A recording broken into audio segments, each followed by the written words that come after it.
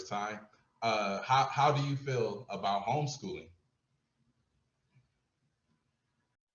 Um, I think that's kind of complex because I think it depends on the environment of the home. I am 100% for homeschooling if it's a stable environment and the parents are capable to teach their children some of the necessities that they will need, like reading, like writing, like arithmetic, like entrepreneurship, like credit, all these things. If they're capable of teaching their children that, I would absolutely encourage the child to do the parents to do homeschooling over public schooling, or just going. Yes, but I also understand that the socialization that comes with the socialization skills, the social skills that come with going to a school and seeing so many different people from various backgrounds, and how important that is. Because again, if you just keep that child at home, they'll think that everything that they do is the right and only way. So I can see how it can be kind of, a little bit contradicting.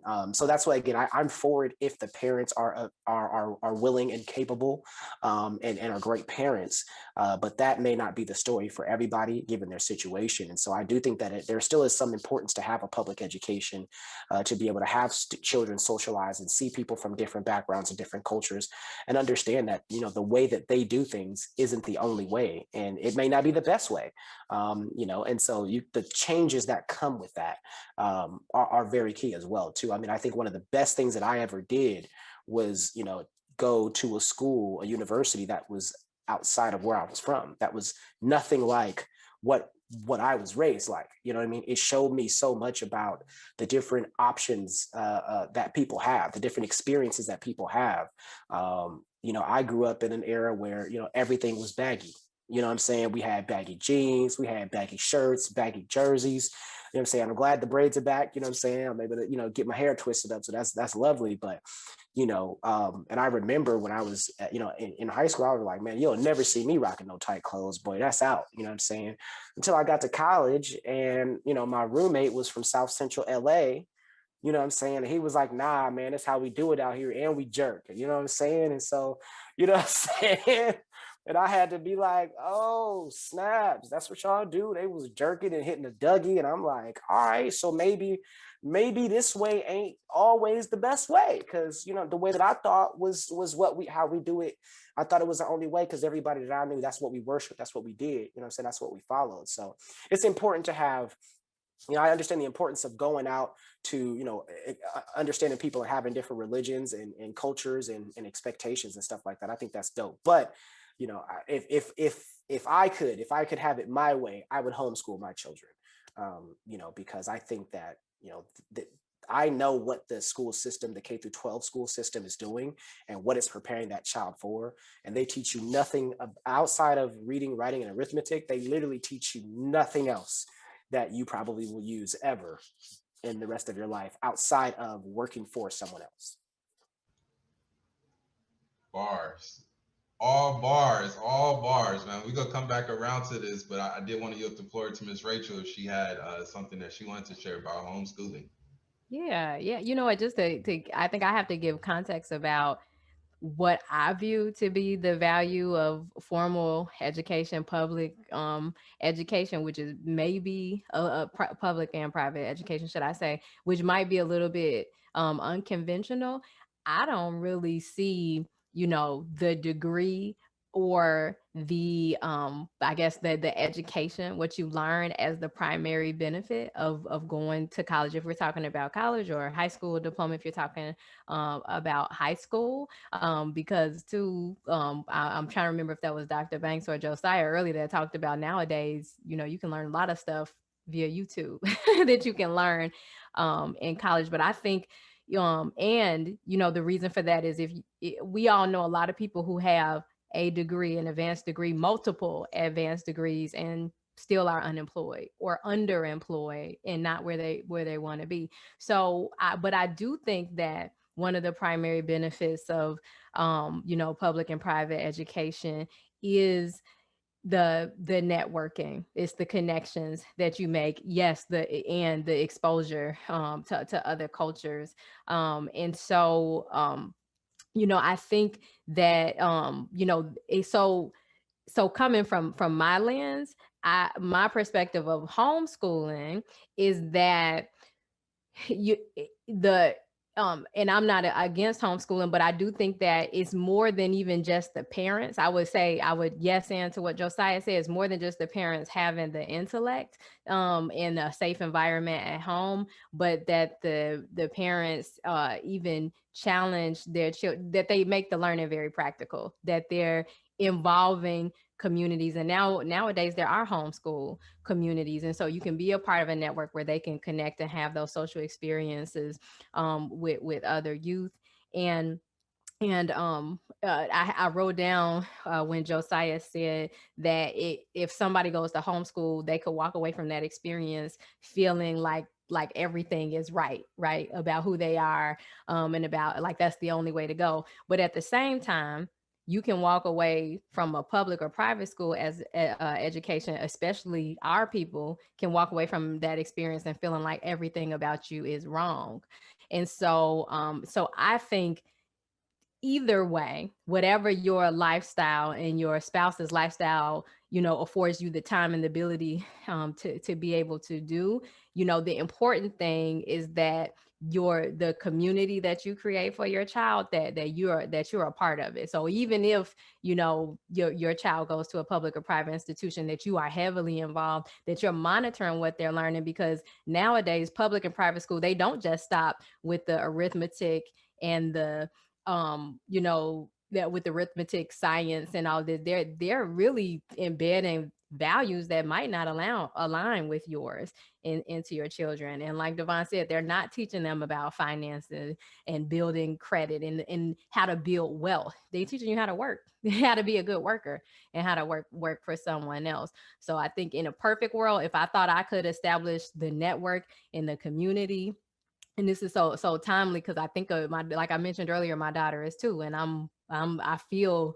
literally on the fence about what to do, because I want her to have the resources and the comfort in engaging with cultures and people different from her own. But I know for a fact that our education system is not going to provide her the education that I want her to have. So I think it's a tightrope walk, and whatever you do, you got to keep those factors in mind, that no matter homeschool or not, you gotta be committed to being involved 100% of the way. Beautifully said. Beautifully said. I'm going to bring in Miss Nikki. She says she has something that she might want to chime in here, so I'm going to yield the floor to her as a homeschooling mom. Yeah. Yeah, I appreciate that. I took down a lot of notes because I think that what each of you have contributed thus far about, the idea of homeschooling is spot on. And this is just my first year homeschooling, but I know that when I was coming into developing my own curriculum, right? Because that's the freedom we're afforded when we choose to homeschool. I think in the midst of 2020, when everything felt so overwhelming as a Black woman, a mother, 2 Black children, there was no doubt in my mind that I needed to step up more than what I already had been, because I was also one of those involved parents in the public school systems. And he still was, I don't even like to use the word victimized, but in the first grade, he was 6 years old. He went to a predominantly white school, and a little boy had, I guess, punched him in the face. And the teacher, who was an older white woman, sent them both out of the classroom and sent them to the principal's office. I could tell in my son's mannerism when I picked him up, his head was down. He's like, I just want to leave. And I said to the teacher, I said, is everything okay? And oh, they had an issue earlier today, but it's no big deal. She never called me when she sent my son out the office. No one ever called me from the principal's office. My son endured something so traumatizing, and subconsciously it told him no matter what, he's always going to be in trouble. He's always going to be the blame because he didn't do anything wrong in this situation. And she said that, and I had to push for a meeting with the superintendent.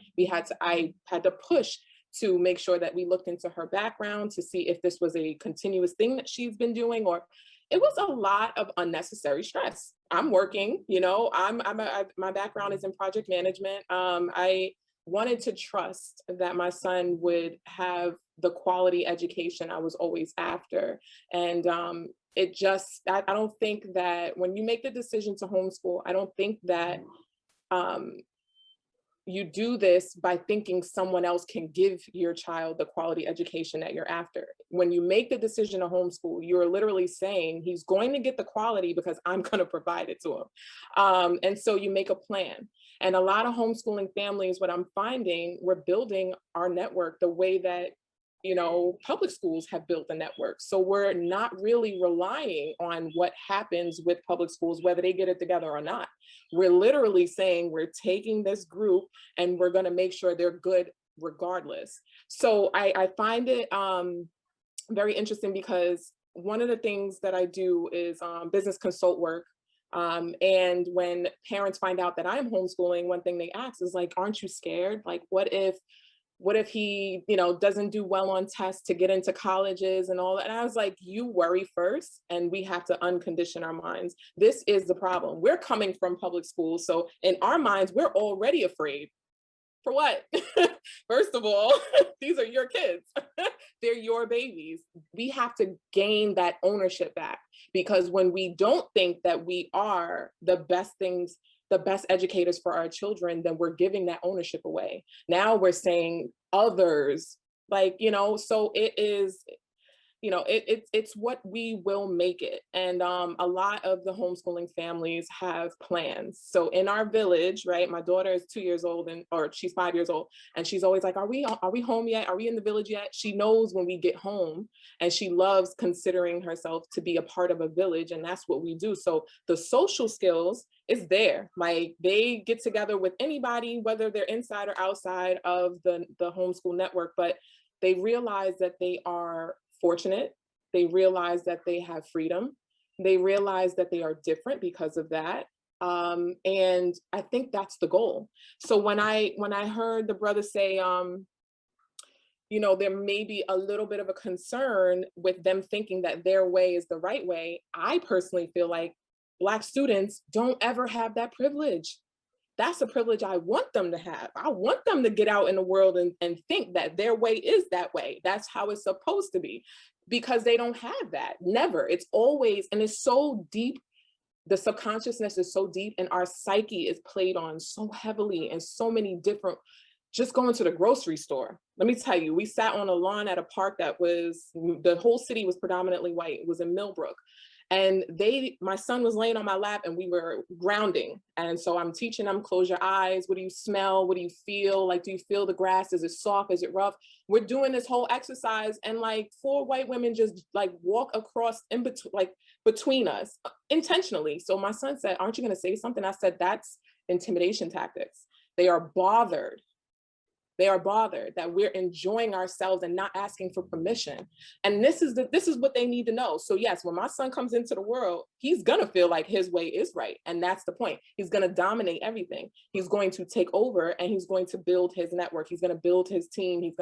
That's what we want, me personally as a Black mom, because it's scary out there. Once you guys have kids and they start growing up and they start experiencing the stuff that we experience, again, because of the access to information nowadays, we can make a meme and laugh about it, right? We knew when a teacher was being racist to us, and we kind of share like, remember that principal who always said this, you know, and we laugh naturally, our culture, we know how to laugh at our pain, but I don't want that for my kids. I want them to have a very serious nature to them, where they know that you will be taken advantage of if you don't see everything across the board. And so I'll just end with just saying that homeschooling is so much more than trying to mimic traditional schools. It's so much more than, it's actually more unschooling than it is homeschooling. And that's a whole other, I don't even know what to call it. It is a whole other aspect, because most people transitioning from public schools, they transition into homeschooling, and it's unprogramming ourselves. And then we get to another chapter, which is unschooling. And it's freedom. It is freedom. And I think our children deserve it. So we should definitely continue to have conversations like this, but just prepare for this growing this growing network, this growing community of homeschooling families. And there's a lot of topics to discuss. So here's my tidbit. Thank you. No, thank you. And Miss Nikki said she didn't come to teach today. She dropped some bars on us. Thank you for that, Miss Nikki. Lots of powerful information shared across the panel with that, and different perspectives and viewpoints, but all added to the conversation in valuable ways. I think that you all hit on some great things, right? And one of the common threads is, regardless of if your kids go through homeschooling or through public education, private education, charter education, there has to be a more intentional and deliberate involvement of the student, of the parents, or the guardians, or the family, or the Black community that cares about that student. If we're going to see some true change in that, in that educational trajectory for our students. And they talked about in the chat, I see the chat is popping. They said, not to worry about test scores anymore because colleges are dropping exam scores. And I think what Miss Nikki said was something that's really powerful that I'm thinking about is, wanting to impart that Black privilege into our students, right? Because oftentimes we go through these K-12 systems that do a lot of that indoctrination that we talked about earlier, and subconsciously we're made to feel less than, without even knowing. So having the ability to kind of take ownership and control over your students' education